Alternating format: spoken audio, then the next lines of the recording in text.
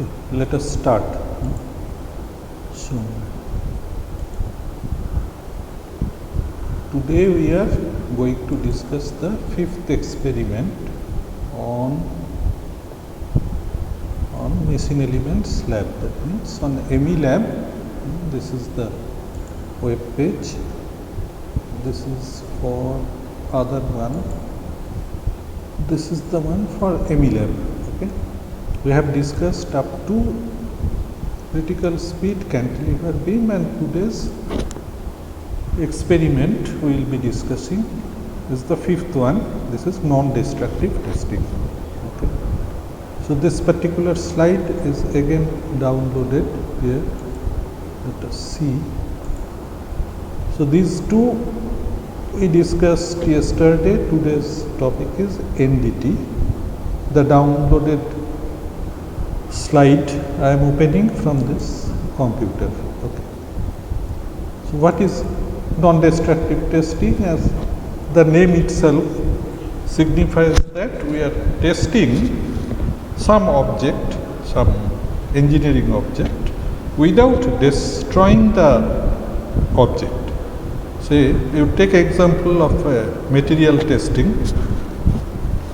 Say in specimen in universal testing machine, you know that after the test, that particular specimen it undergoes fracture, or in ISOT impact test it is bent. Okay. So that is basically destruction of the specimen or the object on which we are carrying out the test.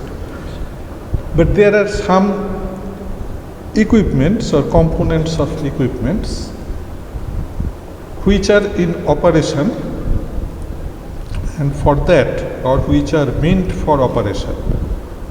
So for that type of equipments or components, we cannot destruct the thing. Okay. So we need to carry out non-destructive testing. Now a equivalent system is our human body, right?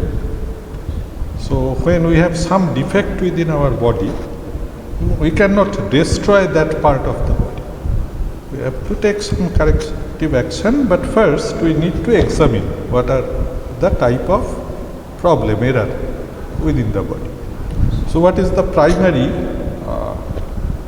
device to find out that discrepancy within the body? If you go to a physician, he will observe, he will use a stethoscope. Physician's stethoscope, right? Yes, sir. So, in engineering application, there are different techniques to find out what is the defect within an object. And similar to the example of a physician, a engineering physicist or physician, say, that means who is examining the object, the operator. Primarily he uses a stethoscope. Okay. So this stethoscope is not a physician's stethoscope. Okay. But identical to that. Right. So this part of the stethoscope is somewhat different, and the contact part with the object would be somewhat different. But the idea is same. So what this stethoscope can predict? It's for general health checkup of the object. Okay, so that way, when a physician uses the stethoscope, okay, this is a skilled job, right? Any common person cannot take up a stethoscope and can identify what is the problem within the body. Only a physician can do that. So similarly, this stethoscopic test for an object in engineering application cannot be carried out by any common person. There are some specialized persons who does this particular work repeatedly, and then he acquires skill to identify the sound that is coming from this particular sensor, stethoscopic sensor. Okay, that part is clear. Clear. This is the primary type of equipment for non-destructive testing.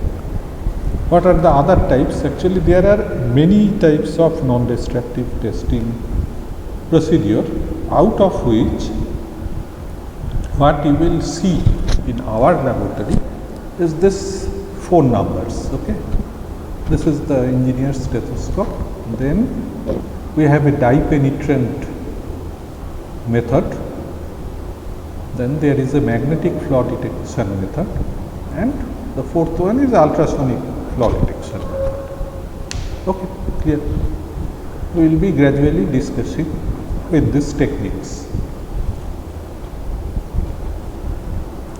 So these non-destructive testing, what it does to detect surface, subsurface and some flaw within the depth of the body,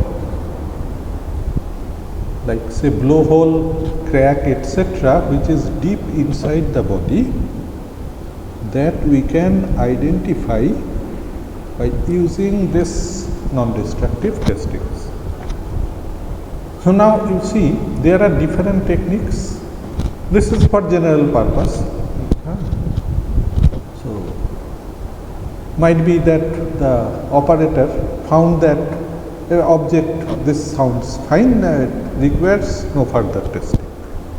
So, but if there is problem, these are further tests.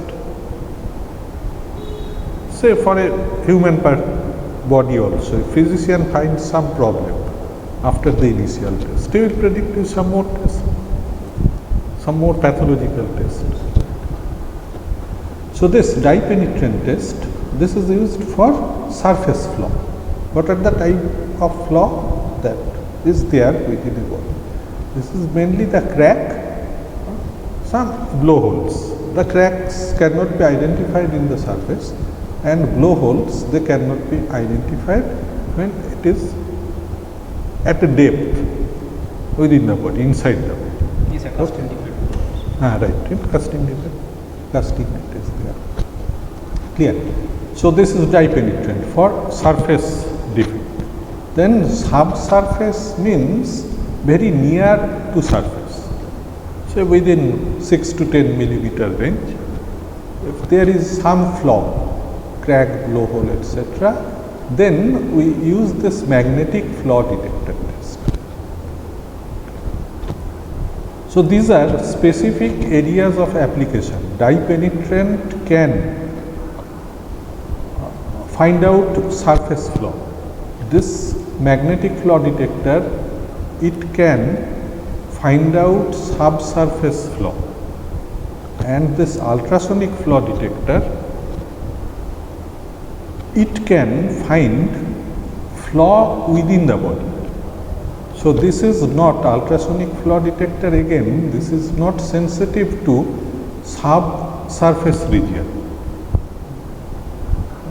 So this three technique, they cover the entire range in which there can be some flaw. That's clear.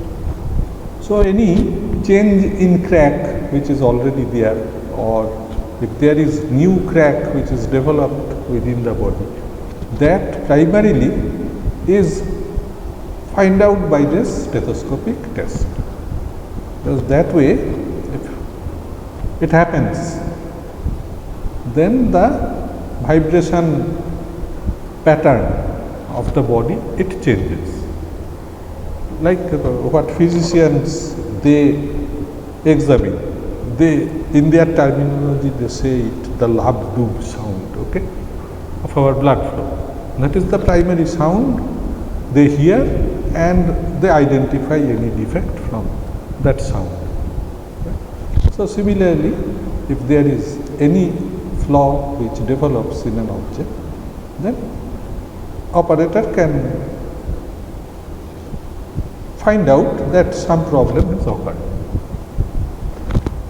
Okay, but there are some other applications also in manufacturing stage. Also need to examine is the manufacturing procedure is correct or not. It is doing as happening as per the specification. In a defect-free condition, the manufacturing is being carried out. Usually that is the application area for dye penetrant. Well, let us see. This dye penetrant technique, this is for surface crack checking. We have already mentioned. Okay, now, usually this is used for welding quality detection. So, you know, in structural application or what are the application? Is it pressure vessel applications? This is a pressure vessel. This you can identify the structure. This is a civil structure, whatever. There are many other applications where we use this welding. Okay, in a particular machine component, this is a flange which is being welded with the frame. So, to examine this type of joints, what is dye penetrant method of operation? First, there is a die. Okay, some die is there. So, the region where we have the weld joint, where we need to examine the body, this die is applied. Okay, you can identify these regions where die is applied. Okay, and then what happens if there is any crack? This die enters within that crack. This is due to capillary action. The crack draws some amount of dye within it. Then we use a cloth to wipe out the dye from the surface. We make it clean. So, in the process what happens? If there is any dye which is now trapped inside the crack, it remains there. That part is clear, and then we apply a developer. A developer means, you know, in earlier days there were photographic camera, and that they used to put a photosensitive roll inside the camera. When exposed to light, there were some chemical reaction, and the film roll within the camera that the photographers they used to put inside a developer. So, developer is another chemical. So, you understand what is it? This dye, a particular dye has a particular type of developer. This dye is a type of chemical, developer is another type of chemical. So, they reacts, the dye has a particular color. Usually it is white, but there might be other types. This is obvious, this is a white color type. And in our laboratory, we have a white color type, and when we apply developer, the chemical reaction produces a pink mark. Okay. So, to understand what is dye and what is developer. So, after wiping out the dye, we apply a suitable developer on the surface, and what happens, this developer, it will act with this dye. Okay. So, there is some amount of dye which is trapped inside the discontinuity, inside the crack, etc., and this chemical reaction, it will identify the crack now. Okay, this is clear, and identify crack and take corrective action. Okay. What are the corrective action? Usually, if these are the weld joints, locally where we have those marks, those portions are gouged. Okay. They does some chipping, they remove that part of the welding and redo it. So this is the technique, this dye penetrant. Is clear? So the next technique is magnetic flaw detection technique. Magnetic flaw detector, this is for subsurface crack. Okay. See, this part we have already welded. The manufacturer has already welded this part and he has supplied this, say, pressure vessel to the user. Now, how user will examine this weld joint? The depth here is not very much, the thickness, say, within 20-25 mm. What would be the plate thickness? Here, not more than that usually. So, this is another technique. There might be in a cast component, we need to find out blowhole. Okay. So, for such application, we need to check the subsurface condition. Now, what is the technique of magnetic flaw detection? Let us see next, the next one. So, here also, similar to the earlier test, we first apply a material.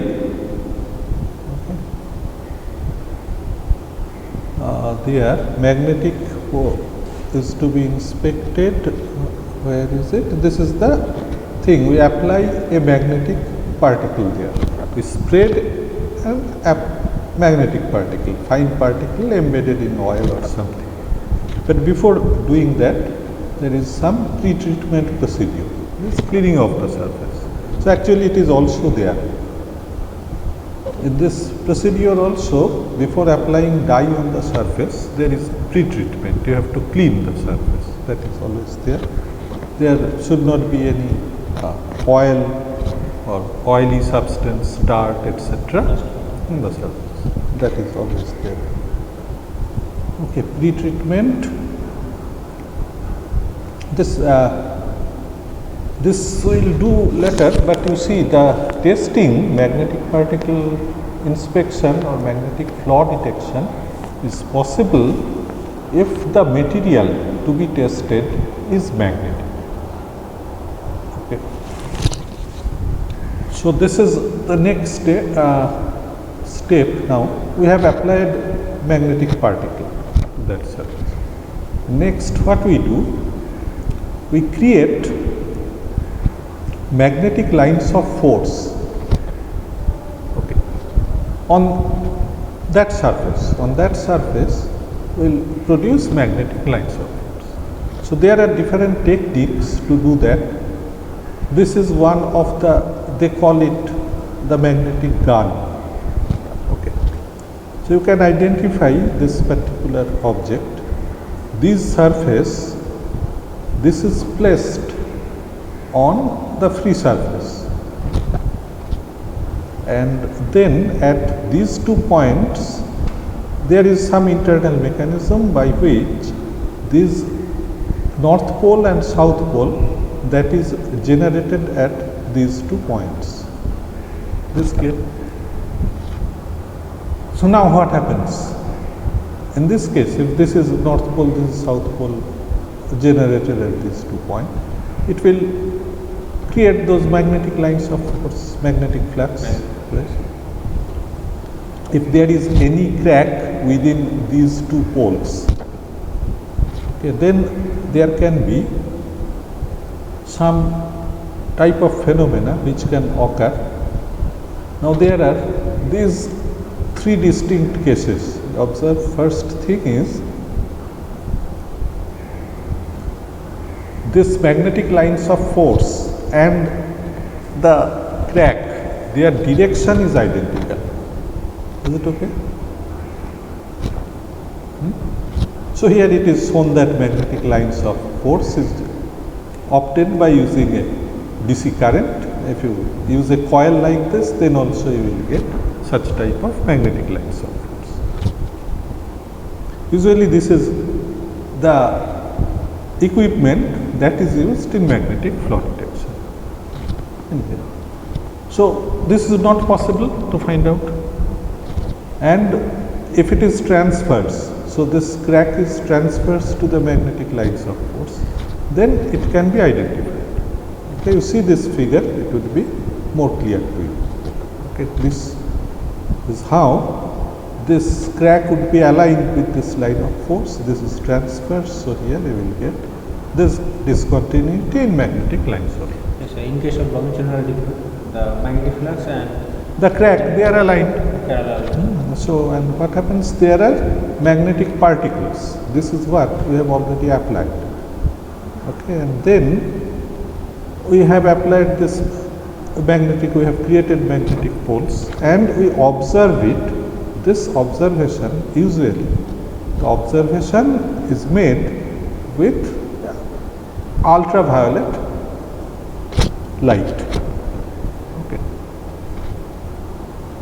So this ultraviolet light will show you this patterns more clearly.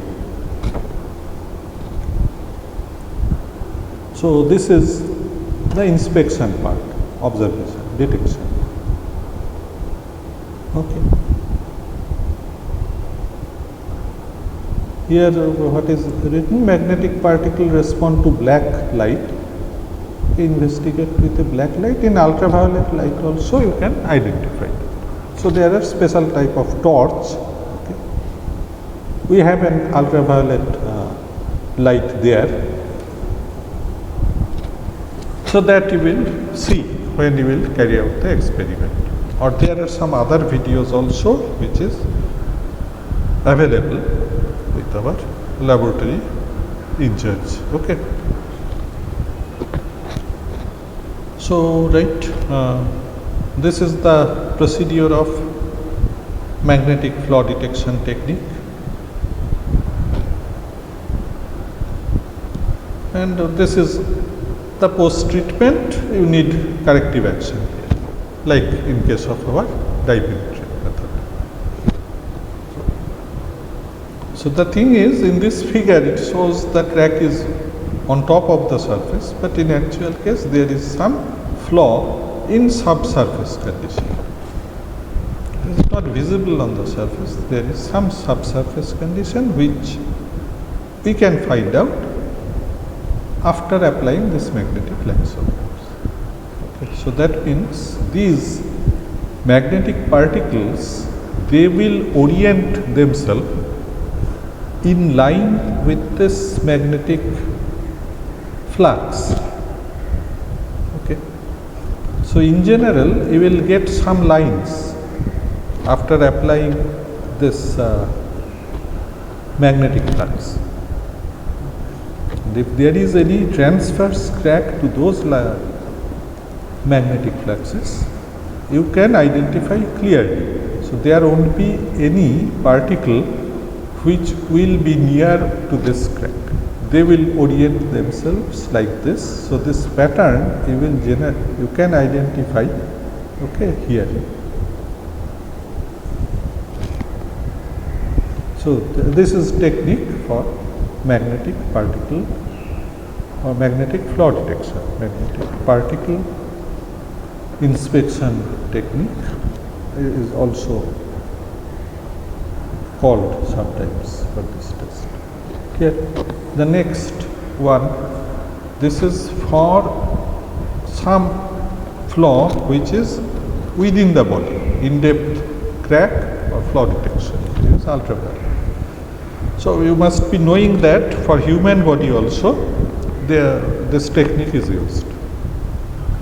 You know that we often carry out this ultrasonic test. They say it is ultrasonic test.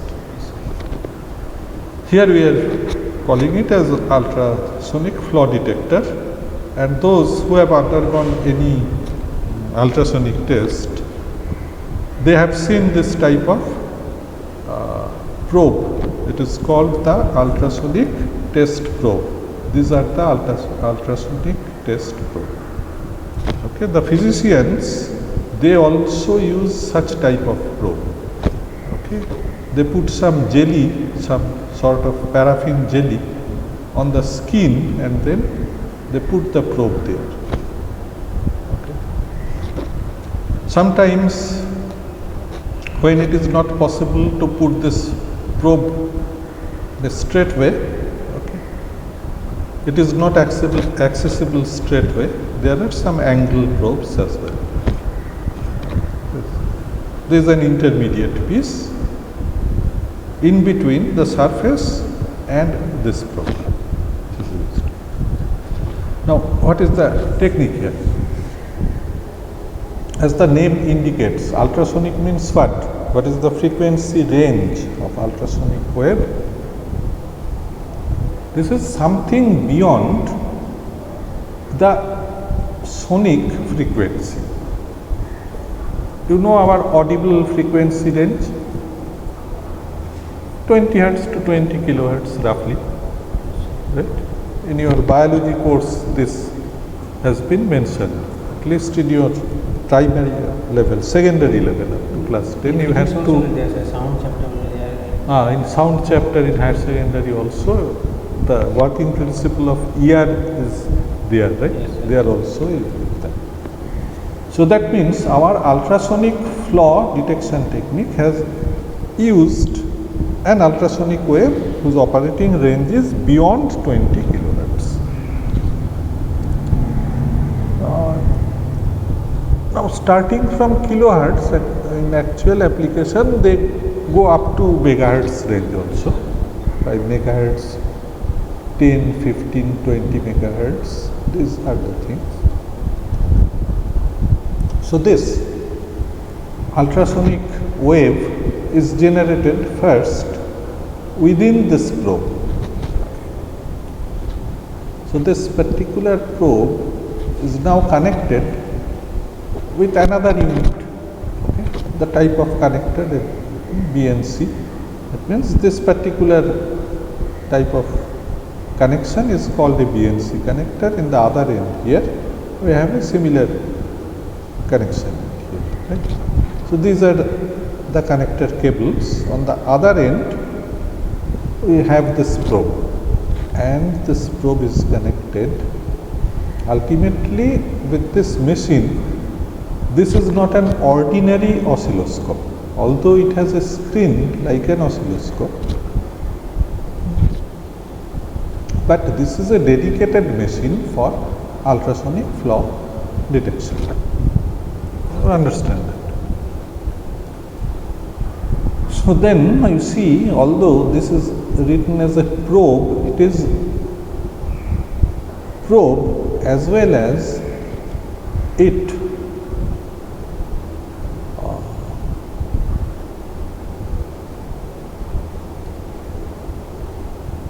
excites or it generates the ultrasonic wave as well. So this probe, it carries out the sensing action as well as the generation of the ultrasonic wave that is also carried out by this probe. So you know that this is the probe. Within that we have piezo-crystal layers. Where are those piezo crystals? Maybe there should be some, these are some layers, okay? Might be this one is the thing. Previously in accelerometer construction, we have seen there are 2 layers of piezo crystals, and if the piezo crystals are under vibration, then there would be charge developed at the 2 faces of those crystal layer, and if we apply some electrical charge on the 2 faces, then this crystal will vibrate. So that is why this particular probe, it is used to generate the ultrasonic wave first. That is the generation part. Okay, then the ultrasonic wave goes inside the body or the object. Then if there is no crack within the body, okay, it will reflect from the back side. Okay. So now the next part, it has to be sensed. Clear? So this probe is used for both the purpose. Okay. It emits the signal or it emits the ultrasonic wave, and then it waits for the signal which is coming back. It senses also. This is the function of this probe. Clear? Okay.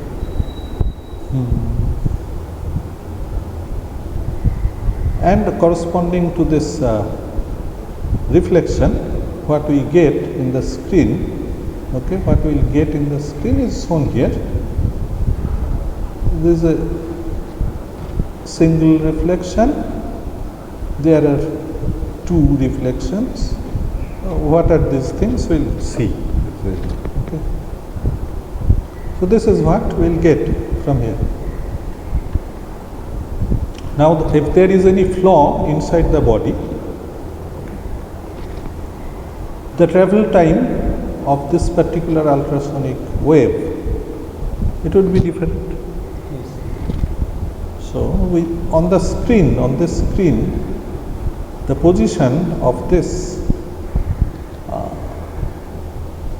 is a sort of ramp sort of thing. We say this is the echo signal. This is an echo, it is reflecting back. Position of this echo, it will change, right? See here, if this probe is scanned, is traveled, is swept over this surface. So here we don't have any defect. This is the time of travel of this ultrasonic wave. So the location of the echo, the time requirement is different than if there is a crack in between. So in such case, this ultrasonic wave will get reflected from there. So travel time is less, so the position on the screen, it will change. This is clear. So this is what happens. So this is what happens, and in the process we can identify that at certain location we have a crack inside. Now of course, to identify the position, we need to measure the exact position from all three sides. Okay. So that is also possible. Where is that location? To find out that, we have to now travel this probe from the other faces as well. Now here, like in a human body examination, we have to put a layer of oil. Usually oil is used in this case. Actually physicians, they also use sometimes oil or they use paraffin on the body. A similar thing is applied. The purpose of that is the better transmission of ultrasonic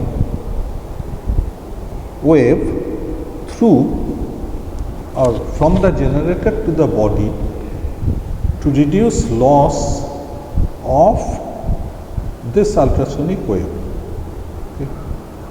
So if there is any air gap in between, okay, that air gap will produce, is it written here somewhere? Yeah, this is the thing. The sound energy at ultrasonic does not travel efficiently through gases. This means if there is air as such, it is free medium. That is why thin layer of coupling liquid or gel is normally used. So this is the reason. Okay. What else is there? Sound energy part, but reflect earlier if a laminar crack or similar present. This is what we have discussed, right?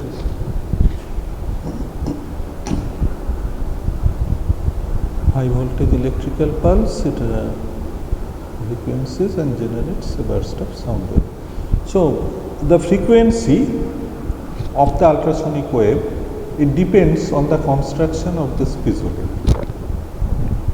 That is why for each probe, when we'll see the specification of this probe, the excitation frequency that we get from this probe, it is written there. Only we will get that thing as a specification of the probe. Now, what are the features of this ultrasonic flaw detector unit? From here, what we measure is the distance. That you understand? The location of this echo is a measure of the distance. And where from we measure that distance? This is the equation. S is the distance. Okay. This is equal to the velocity of sound and the time of travel. Okay. So here you see sometimes this time of travel in actual situation, the ultrasonic wave passes through this generation point up to this point, and then it goes within the body, which is the crack, comes back from the crack, and then again it reaches at the point of this sensor. So there is two part there, and let us say this TH consists of, this is the time, okay. We are only considering the time. This is time of travel within the object, and this is time of travel within the sensor. Actually, what we should take to find out this depth, we should consider the time as this T1 only, right? So this part will create an error in the signal. Clear? So for this, what we do, there are calibration blocks. Okay, why? What are the use of this calibration blocks? Okay. First, what we need to do is, this particular machine is used for that calibration block. Okay, and in that calibration block, the height of the block is known, right? It will also produce an echo. So accordingly, we find set, okay, with that probe is there. For a particular probe, we know what is that this time period T0 is fixed for a particular probe. Okay. So this particular way of correcting this error coming from this travel time T0, this is called a zero offset function of the probe. This is clear? So that feature you will get here, and to use that feature you have to use the standard block. Usually ultrasonic flaw detector unit, they come with this probes you can purchase separately also. There is a unit for measurement of the ultrasonic flaw detection to identify that, the detection unit. And then you also require this standard block. So this is a standard unit. The standard is specified by this International Institute of Welding. So this is also is there in our laboratory. You can see when you will actually carry out this experiment. Okay, we will see how this zero shift error first adjusted by using calibration. Now there is another effect, another thing which we need to take care of. Thing is, what is this part? This velocity of sound waves. The material, now what are the assumptions on which material we can carry out ultrasonic flaw detection? the material is elastic, but you see for human body is not elastic, right? It is viscoelastic, that Yes. some elastic property is there. So that way these probes, the frequency range of operation might be different. So in metallic objects, the frequency range of those probes, they are usually in megahertz order, 5, 10, 15, 20, like that. So what we assume there is that the material is elastic.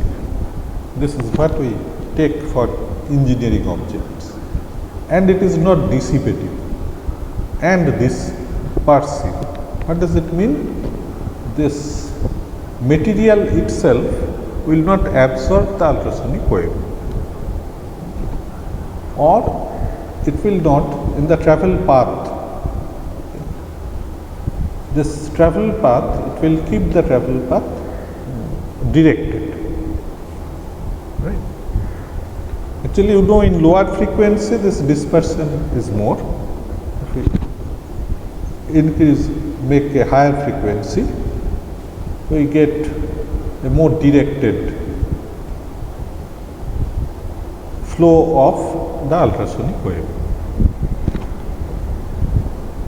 That is fine, and experimentation done at constant temperature, the ultrasonic velocity is a temperature dependent variable. Right, so this C, this is a velocity part. Its velocity of what?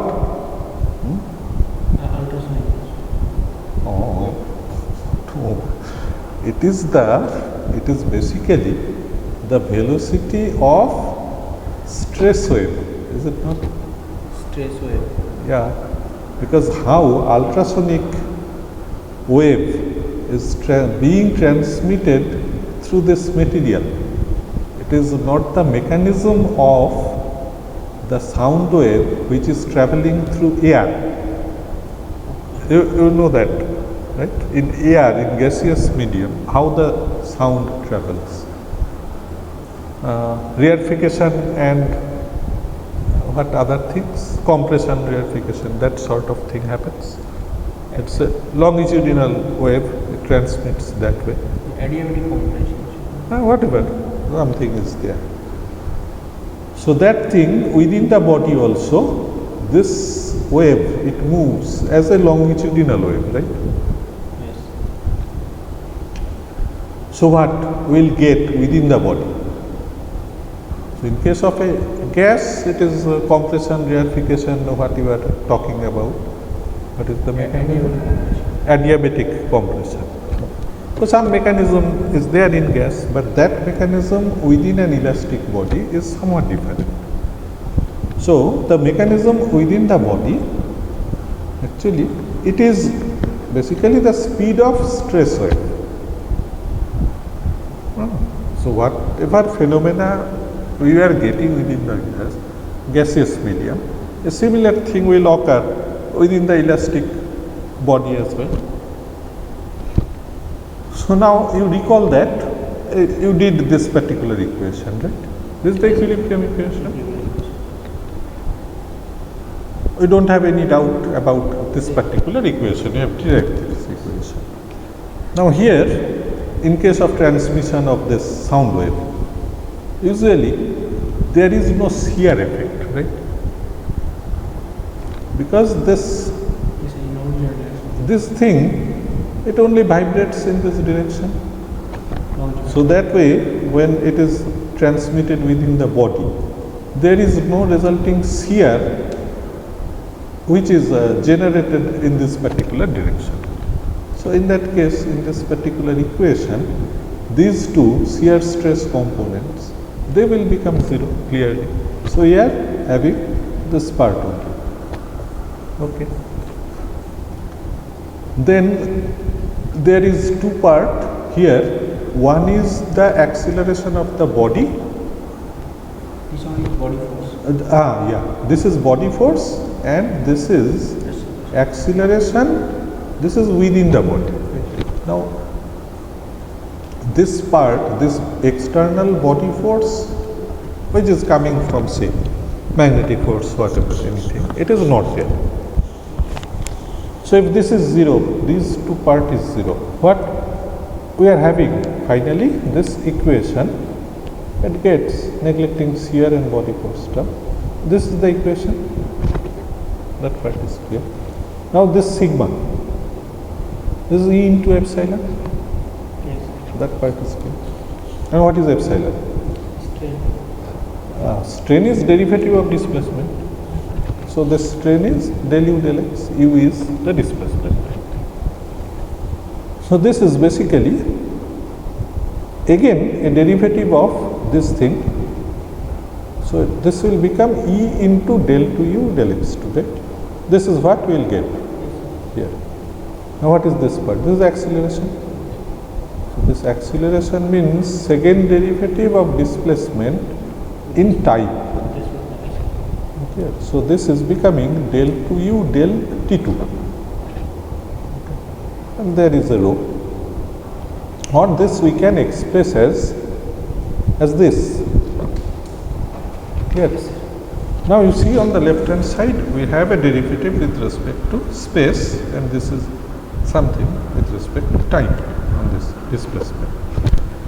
And if this is represented by c square, okay, so c square is this E by rho.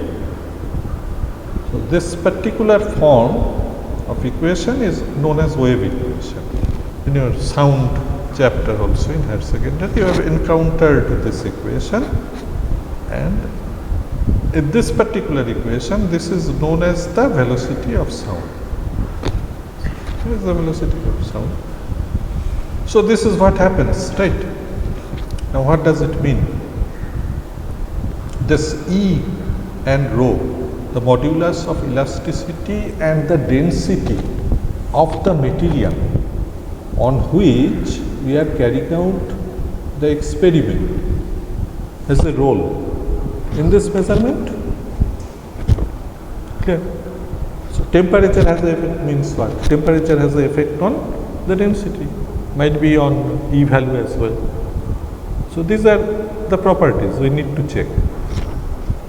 So that is what we have to use when we are calibrating this machine with this particular standard block. Then ideally the material of this standard block and material of the test specimen should be identical. Yes. Otherwise there would be some error coming from that thing. So that part is called a velocity correction. Okay. So we need to carry out both these two type of correction in this ultrasonic fluorimeter. There are some way by which we can make those corrections. Okay. So what is the technique for carrying out that velocity correction? We know travel time for a particular distance, we know what is travel time. Again, for a given material, we can measure the distance, we can find out what is travel time. And then from the travel time itself, okay, we can find out. So what is the location of that echo that we can find out from this serum? Actually, nowadays those are not cathode ray. Something is there, digital some display is there, right, by some mechanism. So in the process we can calibrate for changes in the sound velocity as well. This is clear.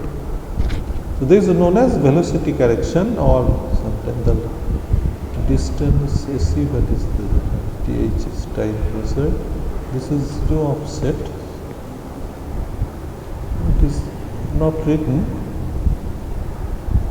So some correction for that is also there, that you will understand when you will actually carry out this operation. They will make a correction for that. Clear?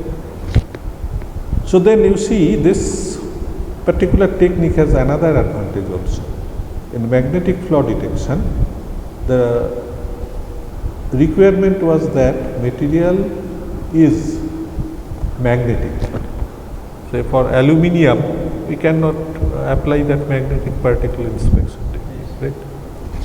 But this ultrasonic flaw detector, it requires material is elastic that way. Okay? And then we carry out the testing with the ultrasonic flow detector. Clear? This part is clear. Now there are some other techniques as well. Okay. This particular photograph shows basically X-ray eye inspection technique. Actually, in industry, okay, sometimes carrying out those testing, I was giving you this particular example, right? When this is welded by the manufacturer, it is supplied to the user, to the end user. He will examine this thing. So carrying out dye penetrant would be a very lengthy procedure. So rather, a very quick procedure is to fix such film on one side. Those are basically X-ray plates. From the other side, they have X-ray gun. Okay, and if they pass it, and afterwards, if they develop this film, the error within the weld joint, they will show in the developed film. This is some techniques, but X-ray generation gun we don't have. It is not commonly used, but industry they use this type of techniques. There are many other techniques also. So this is about our experiment in non-destructive testing method. Okay. So that's all for today. There are two more